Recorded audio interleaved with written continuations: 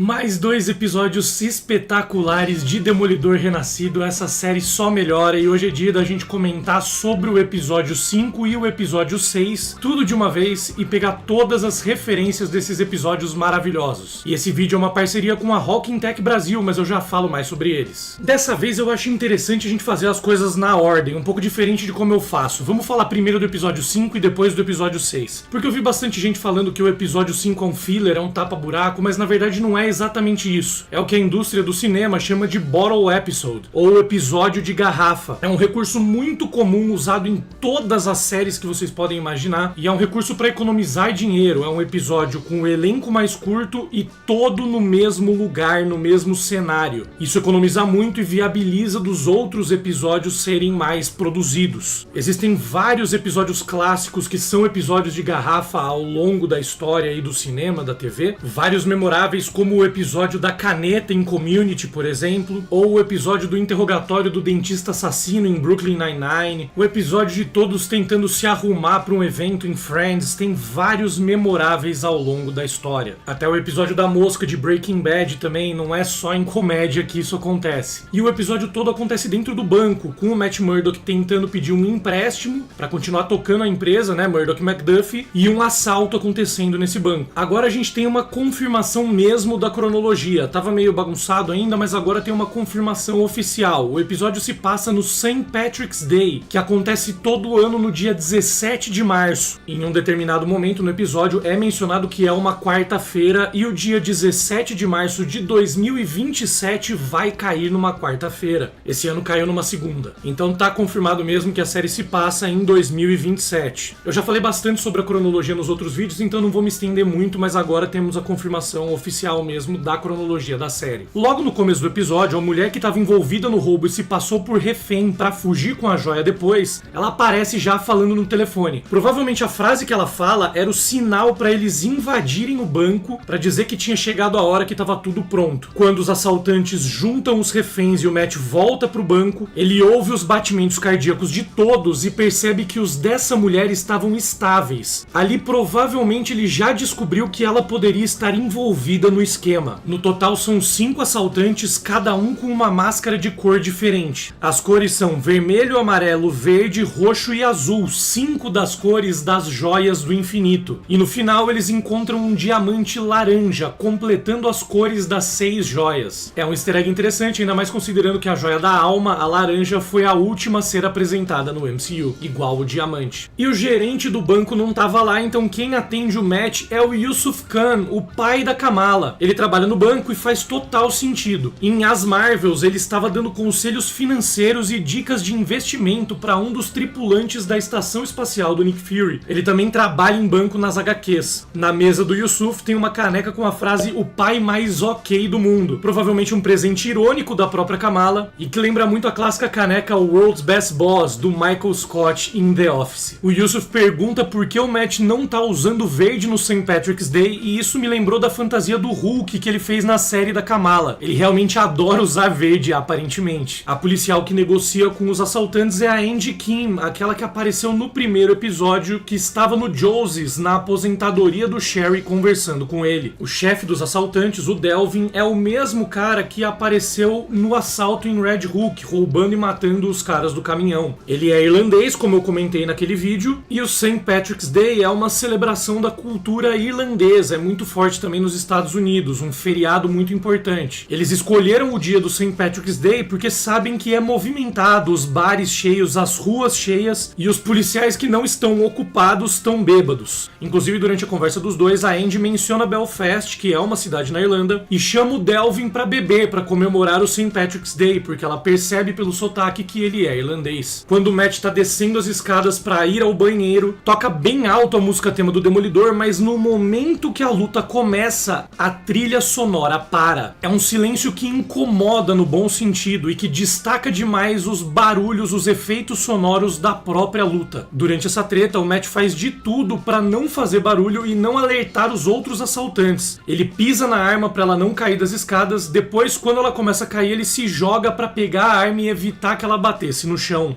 Essa luta acontece enquanto o Yusuf tá tentando enrolar o outro assaltante porque ele mentiu sobre saber abrir o cofre. O Murdock chega a tempo de salvar o Yusuf e ele acaba tendo que conversar com o Delvin, que é irlandês. Ele percebe pelo sotaque que o cara é irlandês e ele imita um sotaque irlandês também. Durante as negociações do Delvin com a Angie, ele chegou a elogiar meio ironicamente o sotaque irlandês dela, mas ele não percebeu o do Murdock. Como o Matthew tem a audição extremamente aguçada, ele com certeza tem muita facilidade com sotaques. E não só isso, né? O Charlie Cox é britânico, ele tem uma proximidade ali com a Irlanda e ele já interpretou também personagens irlandeses ao longo da carreira, então ele sabe fazer o sotaque. E falando na audição aguçada, ele usa essa audição para abrir o cofre, algo que ele já tinha feito quando ele e a Elektra roubaram um cofre da Yakuza no episódio 6 da segunda temporada da Netflix. Nessa cena ele também fala pro Yusuf que ele é um advogado muito bom, uma referência à fala clássica dele em Homem-Aranha Sem Volta Pra Casa. E nesse episódio, uma das reféns teve um dia péssimo de verdade. Primeiro os assaltantes bateram a cara dela contra a mesa e ela passou o resto do episódio com um machucado no rosto. Depois, na hora que a polícia invadiu o banco, começou um tiroteio, uma muvuca, um dos assaltantes esbarrou nessa mesma mulher e derrubou ela no chão. Então ela com certeza também tomou alguns pisões ali. Tem uma fala interessante do Yusuf também que pode ser até mais importante do que a gente imagina. Ele fala muito sobre a Kamala, a filha dele, e ele também menciona que Nova Jersey é a terra da Miss Marvel, a heroína da cidade, que claro é a própria Kamala. Mas ele menciona que a Kamala está na Califórnia visitando amigos, e ele fala amigos no plural. O Bruno, o amigo dela, ia se mudar para Califórnia mesmo no fim da série para estudar na Caltech, uma universidade de tecnologia da Califórnia, famosa. Mas como o Yusuf fala amigos no plural, é interessante a gente lembrar que a última vez que a gente viu a Kamala, ela estava recrutando a Kate Bishop para a equipe dos Jovens Vingadores. Naquela cena, a Kamala também mencionou que o Homem-Formiga tinha uma filha. Ela sabe que o Homem-Formiga tem uma filha, heroína inclusive. E a Cassie também mora na Califórnia, em São Francisco. Então a Kamala pode ter usado a desculpa de visitar o Bruno para também aproveitar e recrutar a Cassie Lang para a equipe dos Jovens Vingadores. E isso dá até mais pistas da cronologia. Pode ser até que tenha rolado um salto temporal no filme das Marvels e aquela cena no final seja mais próxima de março de 2027, da Kamala recrutando a Kate. Outra coisa que vale lembrar também é que o antigo laboratório do Ouroboros na segunda temporada de Loki ficava na Caltech em Pasadena. Como a gente tá na saga do multiverso, repleta de viagens no tempo, e a própria Kamala acabou viajando no tempo com o bracelete na série dela, ela também poderia ter ido até lá para tentar entender o que aconteceu se por acaso o Bruno conseguir acesso ao laboratório do Obi. Vale lembrar que o Bruno é um gênio e foi ele quem descobriu que a Kamala é mutante. Enfim, voltando pro episódio, em um momento o Yusuf faz barulho com as balas na mão pro Matt saber onde elas estão. Depois, no fim do episódio, é justamente ali que ele esconde o diamante roubado pro Yusuf encontrar. E no começo do episódio, o Murdock não aceita as balas, ele não pega nenhuma, mas no fim do episódio ele pega uma pro Yusuf saber que o diamante estava lá. Aliás, o que o Murdock fez nesse episódio é muito parecido com o que o Peter Quill fez com a joia do poder para dar pro Yondo. A mulher que estava envolvida no esquema abre a sacolinha onde deveria estar o diamante, mas ela acaba descobrindo uma das balas do Yusuf lá dentro. Isso lembra muito o que aconteceu com o Yondo descobrindo o boneco Troll dentro do orbe que o Quill deu pra ele em Guardiões da Galáxia. E o empréstimo do Murdock nesse episódio é negado. Heróis tendo empréstimos negados por bancos não é novidade. Isso já aconteceu muito ao longo do tempo. O próprio Falcão passou por isso em Falcão e o Soldado Invernal e até o Homem-Aranha também no primeiro filme do Tobey Maguire. Em uma das conversas do Matt com o Yusuf, ele também menciona a mãe, dizendo que ele não conheceu ela até ficar mais velho. Vale lembrar que ele conheceu a mãe dele, a Freira Meg, na terceira temporada da série da Netflix. E aquilo também era uma adaptação da história da queda de Murdock, HQ que mostrou o momento em que Matt Murdock conheceu a mãe dele, também uma freira, enquanto ela cuidava de ferimentos dele no porão de uma igreja. Todo esse arco da terceira temporada vem dessas HQs da queda de Murdock. Aí no fim do episódio, o Matt vai atrás do Delvin, do líder dos assaltantes, e ele até espanca o Delvin na rua, com a máscara vermelha de um dos assaltantes. E aí é um vermelho muito mais parecido com os tons das fantasias do Demolidor nas HQs, né? Nas séries elas já são mais escuras normalmente, então é um pequeno easter egg também. Mas durante essa treta ele tem muito mais trabalho do que ele costumava ter. Isso mostra que ele realmente está enferrujado depois de passar mais de um ano sem atuar como Demolidor. Ele até voltou a treinar no episódio passado, mas ele perdeu o jeito. jeito, ele tá recuperando aos poucos com os treinamentos que ele voltou a fazer, mas ele ainda não tá 100%. E isso é o que causa essa dificuldade nessa luta. Mesmo ele tendo no fim conseguido espancar e quebrar a perna e quebrar uma garrafa na cara do Delvin. E agora é hora de falar do episódio 6, que é um episódio absolutamente insano, mas antes eu quero ajudar você a ganhar tempo no seu dia a dia. Trabalhar com vídeo exige demais do computador. O meu computador vinha sofrendo muito com tempos longos de renderização de vídeo, travando muitas vezes, e alguns vídeos até acabavam atrasando por causa disso. Mas depois de todo esse perrengue, a Hawking Tech solucionou o meu problema. Os caras me mandaram umas peças para deixar meu computador novinho. Eles mandaram 2 memórias RAM de 16 GB e um SSD de 2 TB.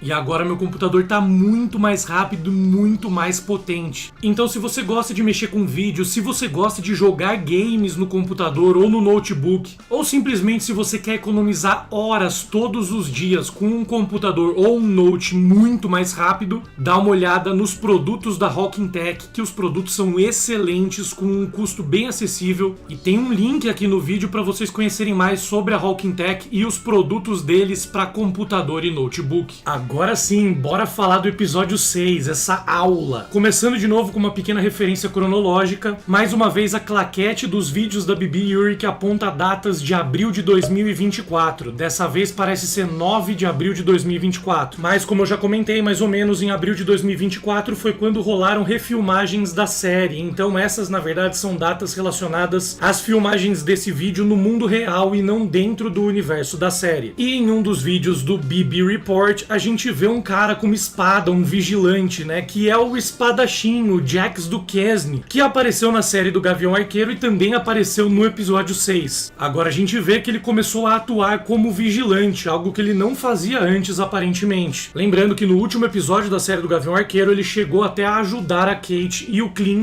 na luta contra a Tracksuit Mafia. Um trabalhador do departamento sanitário chamado Santini encontra o corpo da vítima do Muse do episódio da semana passada. A gente vê que o Muse arrancou os olhos da vítima, igual ele fez com o Blind Spot, um aliado do Demolidor nas HQs. Os olhos arrancados também fazem a vítima ficar com o rosto parecido com a máscara dele. E nesse episódio também aparecem mais alguns grafites novos do Muse. Um deles mostra o rei do crime beijando a bunda do touro de Wall Street, pintado com imagens relacionadas ao dólar e com a frase Kiss Ass, que pode ser traduzida como puxa-saco, bajulador. De novo o Fisk aparece com uma coroa na cabeça, mas a palavra King, que significa rei, dessa vez tem um ponto de interrogação, o que indica que o Muse acredita que o Fisk quer ser o rei de Nova York, mas não consegue. E atrás do touro, nesse grafite, também aparece o símbolo do sol, que é muito ligado a Echo, que ela usa nas HQs e também usou na série dela. Isso indica que o Muse pode saber muito mais sobre o Fisk e vigilantes do que a gente imagina. Talvez ele até saiba que o Demolidor é Matt Murdock e por isso ele fica cegando, arrancando os olhos das vítimas. Ou também pode ser para mostrar que a justiça é cega ou que o povo é cego. E por isso elegeu o Fisk. Aliás, os murais do Muse estão ficando cada vez maiores. Para provocar o Fisk nas HQs, ele pintou um grafite gigantesco do Demolidor exatamente na frente do escritório do prefeito. E os murais deles nas HQs muitas vezes eram enormes também, como esses novos que a gente tá vendo agora. Aí tem um diálogo muito interessante da Heather com o Murdock. Primeiro ela tenta usar a psicologia, né, e perguntar sobre o trauma dele por causa do assalto no banco do episódio passado, e algo que o Murdock até faz referência depois na conversa com a Angela, quando ele diz que não gosta desse tipo de papo de terapia. Ele realmente aparece incomodado nessa cena durante essa conversa. Mas a Heather falando de máscaras e vigilantes pro Demolidor é muito interessante. Primeiro vale lembrar que ela comentou na sessão de autógrafos no episódio 2 que ela ia escrever o próximo livro sobre isso, sobre máscaras. Aí ela pergunta se a máscara dá direito de agir como animais bem na hora que o Fisk aparece agindo como um animal e sem máscara nenhuma, ameaçando o Luca. Mas pelo menos sem uma máscara física, porque o ponto aqui é que o rei do crime agora tá usando uma máscara metafórica de homem honesto e prefeito de Nova York, mas ele tá desesperadamente querendo tirar essa máscara pra voltar a ser quem sempre foi, algo que é mostrado no fim do episódio. Já o Murdock é o oposto, ele tá desesperadamente querendo colocar a máscara de novo pra voltar a ser o Demolidor. E ela pergunta do Justiceiro e até do Demolidor pro Matt, alegando que queria uma entrevista com um deles, e dizendo que sabia que ele trabalhou junto com eles no passado. O Matthew realmente representou o Justiceiro no Julgamento do Século, O Povo vs Frank Castle, na segunda temporada, e vale lembrar que na primeira temporada, pros olhos de todo mundo que viu de fora, o Demolidor e a firma Nelson e Murdock trabalharam juntos para prender o Rei do Crime. Não significa que as pessoas como a Heather, por exemplo, sabem que o Matt é o Demolidor, mas sabem que eles trabalharam juntos. E também tem uns detalhes interessantes na sequência de abertura do episódio. Antes do Tony Dalton, o ator que interpreta Jacques Duquesne, o espadachim, aparecer sem a máscara, ele aparece nos créditos desse episódio, então já dava para prever que ele ia aparecer também desde o começo. Mas o Eldon Hanson e a Deborah Ann Woll, os atores que interpretam o Fog e a Karen, também apareceram nos créditos, só que eles tinham aparecido em flashbacks do Matt Murdock já antes da sequência de abertura. E um outro detalhe legal também da sequência de abertura que eu não tinha reparado nos outros episódios, passou batido, mas agora finalmente eu consegui ver e era até meio óbvio, é que a silhueta da cidade de Nova York na palavra Daredevil é uma referência à primeira capa das HQs da queda de Murdock, que também tinha essa silhueta da cidade de Nova York. E lembrando mais uma vez, como eu já falei em todos os outros vídeos, em inglês a queda de Murdock era Daredevil Born Again. O nome original é o mesmo da série, embora nas traduções tenha ficado diferente. Aí a gente vê uma reunião do Santini, o cara do departamento sanitário, com o Fisk. Ele diz que tentou limpar o mural, mas não conseguiu de jeito nenhum. Esse cara, o Santini, era um dos reféns do episódio passado, que ficou falando de hóquei no gelo. E é legal comentar que tem dois personagens nas HQs da Marvel com esse sobrenome, Santini. Tem José Santini, que é um cirurgião das HQs do Quarteto Fantástico, e James Santini, um personagem conhecido como Batwing. Esse Santini provavelmente, se for uma referência, é uma referência ao James Santini, o Batwing, que tem ligações com o conselheiro Randolph Cherry, um personagem muito ligado com as histórias do Rei do Crime, e esse personagem também tem ligações com as histórias do Homem-Aranha. E inclusive o pai dele chegou a investigar depósitos de lixo ilegal, tóxico e poluições. E isso poderia ser uma referência, já que o Santini da série trabalha no departamento sanitário. A Angela, como eu comentei mais cedo, faz uma reunião com o Matt Murdock e conta que o Hector estava investigando algo, que a gente sabe que era o Muse. Ele tinha mencionado que pessoas estavam desaparecendo e ninguém estava investigando quando conheceu o Matt Murdock na cadeia. A Angela quer terminar o trabalho do tio, ela vai virar a Tigresa Branca, assim como nas HQs. Ela diz que estavam investigando a linha Q do trem, a trilha 61, que realmente existe em Nova York no mundo real e que está desativada, é uma trilha meio misteriosa. No fim do episódio, o site que o Matt estuda mistura a história dessa linha de trem no mundo real com a história do próprio MCU. O texto do site, apesar de contar a história dessa linha, também adiciona informações sobre a invasão Chitauri em 2012, no primeiro filme dos Vingadores, e como essa invasão afetou essa linha de trem. E essa conversa da Angela com o Matt é muito importante também para ele decidir de vez voltar a ser o Demolidor, porque ele percebe que não tinha mais ninguém protegendo a cidade, ela estava desesperada querendo continuar o trabalho do tio, e ele sabia que se ele não fizesse nada, ela ia acabar se colocando em risco, como aconteceu de fato no fim do episódio. E tem outros grafites importantes do Muse também nesse episódio. Um deles é mais uma pintura da Estátua da Liberdade com a metralhadora na mão no lugar da tocha, que é igual a que ele pintou no dente da caveira do Justiceiro no outro grafite, e com a palavra Upward Mobility. Upward Mobility é uma expressão que significa avanço, crescimento, mas aqui tem um jogo de palavras interessantes porque as três primeiras letras da palavra Mobility estão pintadas de preto, de uma cor diferente das outras, formando a palavra Mob, que significa máfia. Isso dá a entender que o Rei do Crime só cresceu e chegou onde chegou por ser um mafioso. Esse mural também tem a skyline, o horizonte de Nova York, igual o do logo que eu comentei, só que esse horizonte é representado como um gráfico do mercado de ações, querendo dizer que o mercado de ações é uma máfia e a cidade só é movida por interesses financeiros, uma crítica ao mercado financeiro. Aliás, a Estátua da Liberdade tem sido recorrente nos murais do Muse. Ele fez esse mural da Estátua da Liberdade que eu mencionei agora, também, como eu comentei, colocou a Estátua da Liberdade na caveira do Justiceiro, e ainda tem mais uma. Quando ele matou as fãs que pediram uma selfie com ele também pintou um mural com a estátua, mas dessa vez sem a metralhadora e com uma tocha mesmo na mão, como é a estátua real, e essa foi quase como um autorretrato. Ele até pintou a palavra selfie pintada em cima. Na verdade, ele colocou um Y depois também separado como selfie, porque elas pediram uma selfie pra ele, mas ele separou a palavra selfie, como se ele próprio estivesse dizendo que ele é um símbolo de liberdade. Ele também pintou o rosto da Estátua da Liberdade como a máscara dele, com os olhos pintados como se fossem a máscara dele. Na outra mão, a estátua carrega algemas abertas, também dando a ideia de que ele seria um libertador. Então ele se enxerga como um libertador mesmo, como uma pessoa que está libertando as pessoas da opressão financeira e do sistema. Atrás dessa estátua, dessa pintura, também tem mais pinturas da cidade, representada metade com desenhos referentes ao dinheiro e pegando fogo na outra metade. E essa cena, como eu comentei, tem duas meninas que aparecem pedindo uma selfie com o Muse, reconhecendo ele como o artista que estava fazendo os murais. Essa cena das meninas pedindo uma selfie é retirada diretamente das HQs e é justamente de quando ele estava pintando o mural do Justiceiro nos quadrinhos. O Rei do Crime depois visita esse mural no episódio e usa esse incidente para motivar os policiais que ele quer que caçem os vigilantes. É exatamente o que ele faz nos quadrinhos também. Ele usa as pessoas mortas na frente do mural do Muse para ganhar força na luta dele contra vigilantes. Inclusive, em uma reunião com a Andy Kim e o comissário Gallo,